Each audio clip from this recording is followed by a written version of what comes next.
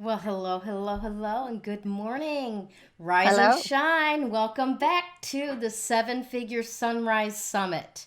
I am here this morning with my guest, and I am so excited to let you know what her path is all about because she has got a story of overcoming like you wouldn't believe and has created millions, given away millions, and done so many amazing things that you just got to know about. So here we are, Ms. Catherine Wylie, Chief Visionary at the CN Wylie Group.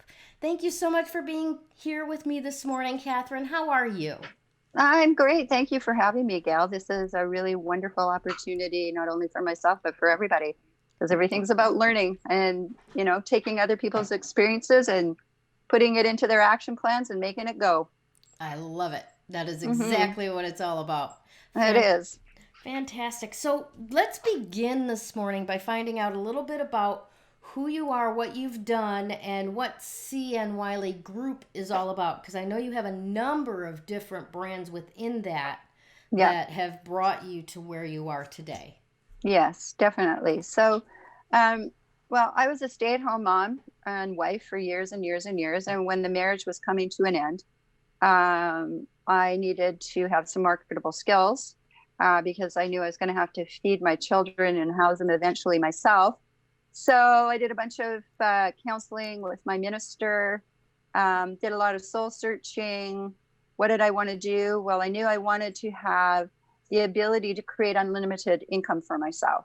I didn't want anything, I didn't want like a regular job where someone else was going to tell me what I could make or whatever. I wanted to be the driver of my own destiny, right? Be the creator of my life. And so that's what I did. I sat on a beach with my kids for a few months, literally sat there like people thought I was in a trance, really looking at what I wanted to do. And the bottom line was what I came up with is to take the kids, go back to university, Simon Fraser University, get a business degree, work for 2 years in sales, and then establish my companies. And it was never about the money. Like, even though you need money, it was for me, it was about creating positive change. For me, it was about being in service. And I literally had no idea what that company was going to look like, but that was my goal. Get my degree, work for sales, because in sales, as we've discussed, Mm-hmm. you need to be able to listen. You need Yeah. to be able to hear what people want. And then you need to be able to create, implement, and maintain those either services or products with integrity, right? So, whatever you're telling them, then you need to be able to assure that that's what you're delivering. So, getting my degree was really interesting because, my parents disowned me over it. You could never figure out why, but so I had very little support, got the kids over to Simon Fraser, had lots of fun getting that degree because, I went in with a B. I went into Simon Fraser with a B average. And I took the summer semester and I thought that, I'd make the business networking goal of 252, what it was, because I was already pretty much there. And lo and behold, I came out of that first semester with a 1.67. And I Mm. basically was told by the head of the business faculty not to bother reapplying. And I went, bollocks to that, not doing that. And so I set up my semester so that I get all A's, get the grades I needed so that I could reapply. And I had it on track. This was a fall semester of what I went in there in 1989, fall semester of 89, and everything going until I got a phone call the morning of November the 10th that my father had died in his sleep. And that just was horrific, even though we hadn't been talking, all of these different things. And the head of the faculty said, well, we'll pull you out. We don't want you to lose ground. I said, no, I've got a budget. I got 4 kids. So I took 4 kids between the ages of 2.5 and 11 to university to get this degree. I had a schedule, I had a budget, and I said, no, I'm going to grieve for 2 weeks. Then I'm going to study and I'm going to write my finals. And so that's what I did. And it wasn't easy.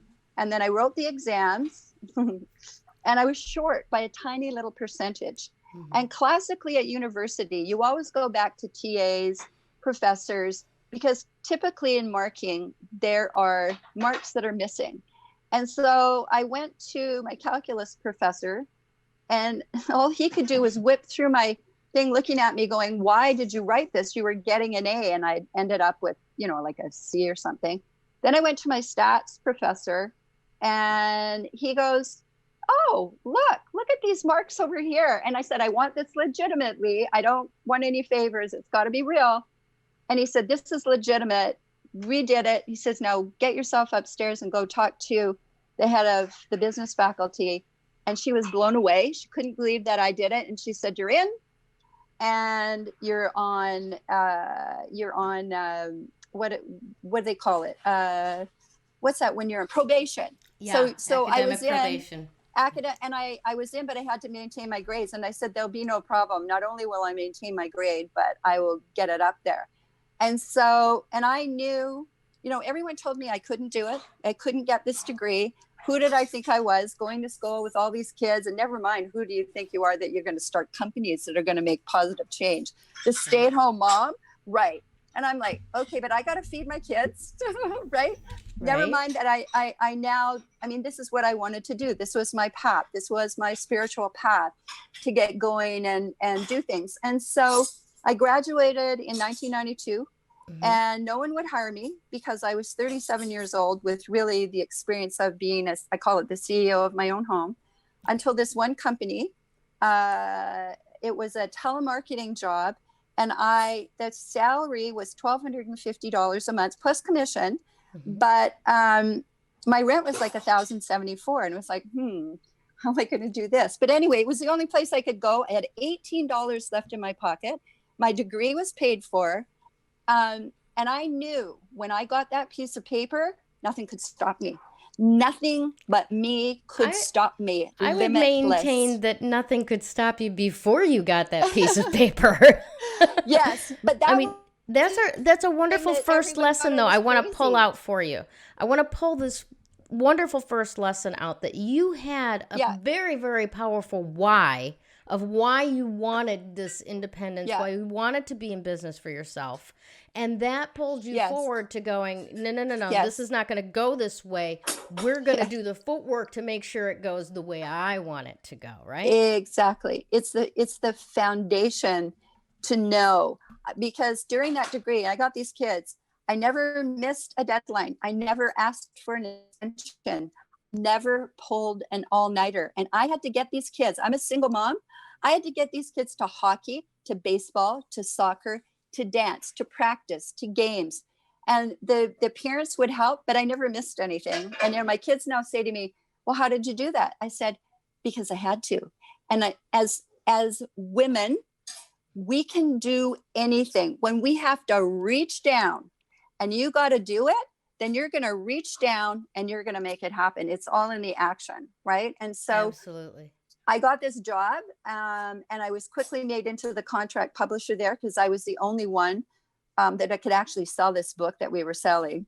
And I don't know what they were buying, whether they were buying me or buying the book, didn't matter, right? Because just my personality. And then in 1993, they hired me in the fall of 92. In 1993, I was out on a call and I discovered the internet, the bing, bing, ding, ding bulletin board. Then what happened is I met a fellow out in Richmond because I was on the mainland who had something called a mini cat. This is 1993. This mini cat was like a 5-inch disc. You plugged it into your computer. Remember the 5-inch disc days? Oh, yeah. And you would type and upload some pictures and you had a website. Wow. Wow. Yeah, and that is archaic. It was very archaic, but it was like bleeding edge. And like I said to my editor, I came back and I said, guess what we're going to do? We're going to put the magazines up 24/7 advertising. We are now going to, he just about fell off his chair. He couldn't believe it. And from there, we quickly put some seminars together to teach people what the internet was about. And of course, everyone thought I was crazy then too. But I had the ability to see. That's why I call me the chief visionary. I can see. I'm downloaded from the creator's universe. I'm able to see. I saw this huge picture. I was so excited because what I saw was we would no longer need the capital infrastructure costs that were putting developing countries under the eight ball, like that massive amount of money to get products, to get services out. I could see what we were going to be able to do on a business level, on a charity level, to be able to help uplift these developing countries. And that's what was driving me forward. So literally, in a nutshell, someone walked in the door where I was working. We couldn't do it. I bootstrapped my companies for $5,000. My boss gave me a $5,000 loan for computer equipment because that's what it cost in those days. Oh, God, I remember. I got an assistant and I started building the companies. And I just started building them, building websites. And I built from having to have a return on investment. I wasn't part of the .com new paradigm where you never had to make money. My goal was, we're going to make money. And how are we going to make money? And what's your plan? And how are we going to do it? So in 96, I realized that we needed the e-commerce piece. We needed the payment piece. So I called down to Visa down in the United States. And I said, who's doing it? Like, I know you guys are, but is anybody doing it in Canada? They sent me over to the gentleman in Toronto at RBC, Visa merchant. At that time, Visa, all the banks were still doing their own merchant account stuff. And I met with him. I really just wanted to see why they weren't doing this themselves. I'm going, this is going to be nothing but money. I figured that out later, why they wanted everyone else to throw the money up against the wall first, right? Then they just take it. Then it's like, hey, now we're in the command chair, and that's perfectly fine. So I bought my first payment gateway, online payment gateway, end of 96. 97, we rolled out with Royal Bank the seminars to teach people what real e-commerce was. We called it the surefire strategies for making money online, and surefire strategies for fundraising online. So we could teach charities how to fundraise online. And basically, you're just taking all the techniques at the time. There was no real social media then. And just moving your regular marketing, doing all of that with a 24/7 branding online. In 1997. That was trailblazing at the time. Oh, trailblazing. Like, people were like, we would do these seminars, and I mean, the eyes are glazing over, going like, what planet are you from? And I'm going, well, watch what happens. I had people yell at me, this is never going to work. This one guy in particular. And now he's like, how did you know that? And I said, downloads from the creator universe, the universal energies. And so we just started building apps. And I mean, believe me, it was a roller coaster ride. I've got some wild stories that we're not going to get into for this, but because of my persistence and determination, these big, huge giants came after me. And, it was like the David and Goliath scenario. They really thought they had me, and they won the first battle. But I was like, and I won the war. Nice. And that's a whole other thing in itself. And so we started seeing, we always came from security and privacy first. Our security has always been top notch. And finally, and we've talked about this before, the money starts to roll. It's 97, 98, 99, 5. What did I say before? I think it was 5, it's 98. It was really, really, when I looked back on it, the money started rolling in about 98 because we're getting them up. But it was closer to 99 and 2000. And then 2004, when the tsunami hit in Indonesia, literally what happened is it was a Boxing Day, and my chief technical officer called me and goes, what is going on? The servers are going at near capacity. And there's a pause by me, and he goes, don't worry, we've got plenty of capacity. I'm just tweaking everything. So what I found out was that Red Cross had gone on and done a statement on it to, television, done a big, what do you call those? Public service announcement? It's not that. It's when they do when they do those PR things, and they press release, big press announcements in front of the television cameras to go online. Like, literally, because what happened? There was 200,000 people that we lost in that Indonesian tsunami. For those who aren't aware of it, Boxing Day is the day after Christmas. Yes. It's celebrated in Canada.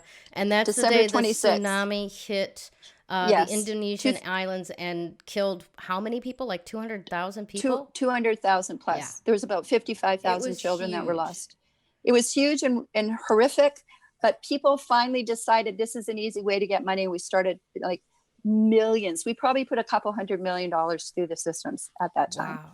Oh yeah, it was incredible. I mean, just that, and we knew then because people were so worried, and the consumers are always indemnified from fraud, right? The merchants get nailed in the Badowskis with that, but the consumers, there wasn't that realization, and we finally went, okay, it's real now. And then, I mean, we were building our own apps and everything else. So the bottom line is this: just because of things that happened when partners suddenly weren't partners, we couldn't get things done, or I couldn't get things done securely, because we never, ever turned our heads for money or convenience. It had to be done the right way. So we protected not only our consumers, but our merchants. And we own everything. So meaning we own all the servers, we manage all our servers, we own all the IP and everything else, because we found out the hard way that was the only way that we could maintain the security, and then we could control the price. So in other words, all of the gift in kind that we gave out, we've given out over the last 25 years, somewhere between $50 and $60 million, wouldn't be possible if I had partners, right? We were just able to, meaning me, I would just go, yeah, we're picking up that tab, or no, we're not, we're doing this or that. So it was all designed then to be able to help the charities do more with their projects. So they could put in more wells, and they could feed more children, and they could educate and help with violence against women. So yeah, it's been a wild, like you said, a wild West run, right? And I mean, I've accomplished all my goals. I've got a whole new set of goals that I've got a whole new run that I'll do start in the next, year or so. COVID has kind of pushed a lot of things behind the 8 ball. A few other things that have gotten in the way that have, caused issues, but those will be resolved. And it's really literally about believing in yourself. And on your darkest days, and I mean, they are dark, you got to love what you do. You got to come from this passionate place, so that no matter how rough it is, when you think suddenly that everything is over, and you get up in the morning and go, oh, no, it's not. I can do this. And then you watch it play out and you go, oh, look at that, right? It's all done. Phenomenal. And so, yeah. Now, let me ask you this. What one routine or ritual or practice would you look back and say contributed most to your success? I'm hearing you say a lot about integrity. I'm hearing you say a lot about being aware and present to all the moving pieces. But what one thing would you say that's what carried me through all of it? The love of being in service, the love of knowing that what we were creating, I have a phenomenal team, that what we were creating, implementing, and maintaining was making a difference on the planet. And I wasn't giving that up. Right? Even though other people were all coming on board and doing very similar things, it's the drive of the creation, because the money flows in behind it. But so it's love. For me, the big deal was love. And then you have to have a business plan. You have to be flexible. In the beginning, you need a little bit of funding. It makes life way easier because you want to cover your butt, because you're going to have ups and downs. Being focused, being driven. But bottom line for me is just love of people, love of animals, love of the planet, so that whatever I was doing, however little tiny bit that I was contributing to what other was doing, was driving it. And so never the money, because when you understand money just flows, when you're bringing those products and services that people want, and you come from that place of love and service and gratitude, it just falls in behind you. So yeah, those are the top things that I keep hearing from all of these presenters is gratitude, integrity, service. I mean, you're not going to make it to get to $1 million without that. There's too many little steps that could take you out in between, right? Yeah, and for me, it's the circle flow of money. So what comes out goes back in so many different ways. I call myself a conscious capitalist. It's making sure that all the stakeholders are profiting, and that we're talking about the planet, the ecosystems, the animals, all of your staff, and all of the other people that, when you're giving back, when you're tithing, so that everybody wins, everybody comes together. It takes everybody. And I mean, when you're taking it out, I mean, we have ecosystems that need to be maintained. The animals are part of it, right? I mean, we're all in the oneness together. So Absolutely. That's even though Now, I didn't understand it, that's just how I've always been. So, see, I love that though. It's an intuitive part of you that makes all of this possible. Now, hmm what things did you start doing, or what things did you stop doing along the way? For example, I've noticed recently. I used um, to do my Facebook posts first thing in the morning, and I discovered that if I don't get up and start moving first before I sit down to do those things, my day hmm goes completely differently. So, what were those things for you? they what for me was in the morning. What I like to do is I like to get up, I check my email, check our web board. We have a web board system. Just make sure everything was good, and then the importance of self care and self balance, like what you're talking about. So if I'm going to take a class, I would figure out whether I'm going to do yoga, whether I'm going to do Pilates, whether I'm going to the gym, or I'm just going to go for a walk. So I think the importance of bringing that balance, because when you're driven, and I'm a type A, probably plus person, and stress creates a lot of toxicity in your body, that inflammation aging, as they call it. You want to really make sure that you've got that balance, that you're getting enough rest, enough relaxation. And so, how you start your day, I would start my day with gratitude. Like, that's really important. So, when you get up, there's what I do called the breath of life. So, it's a 7 cycle, 7 inhales, 2 to 3 holds, 7 out. Set your, I guess, your vagus nerve into that peaceful place. Do Mm-hmm. my gratitudes no matter what was going on. I'm grateful for every experience, as horrific as some of them have been. And then you just start doing your work. What are you going to do for exercise, depending upon classes? And I just stopped. The thing that I stopped doing was stop beating myself up if things didn't go quite right or things turned Mm. sideways, Mm-hmm. because beating yourself up isn't productive. It's a waste of energy and emotion. And when you understand that all experiences come in as part of your soul lesson and soul journey, then you understand it is, and there's always a solution. I don't look at problems, I look at solutions. So, Beautiful. yeah, yeah. Now, do you happen to have any particular wisdom that you would share with our seven figure seekers this morning? You really, really want to believe in yourself. You want to trust yourself. You want to make sure that no matter what negative things people telling you that you can't do it, when you have a dream and a goal, then what you do is you put the action plan in place. Like, get your plan, find some funding, whether you're funding yourself, surround yourself with really positive people, right? It doesn't matter if it's just one. Keep those naysayers out of there, like, keep them out. And then don't give up. Like, don't give up. Just keep rolling. And it's going to happen. Like, if you take the action steps to go with your goals, and you know that your product and service is something that someone really wants, you're going to make it happen. Fantastic. Brilliant Mm-hmm. stuff. Thank you so much for that. Any final thoughts before we say goodbye to everybody? Send them on their way into a powerful day. Just come from a place of love and integrity and belief in yourself, and you can, and know that you've got it to make it. That's it.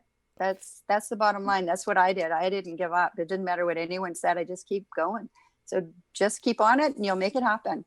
Fantastic. Thank you so very, very much for what you do, for what you've done for the world, making things like that possible, and for spending some time with us this morning. I really appreciate your contribution. Well, thank you. I'm grateful for the opportunity to share. So that's what it's all about. We're in this together.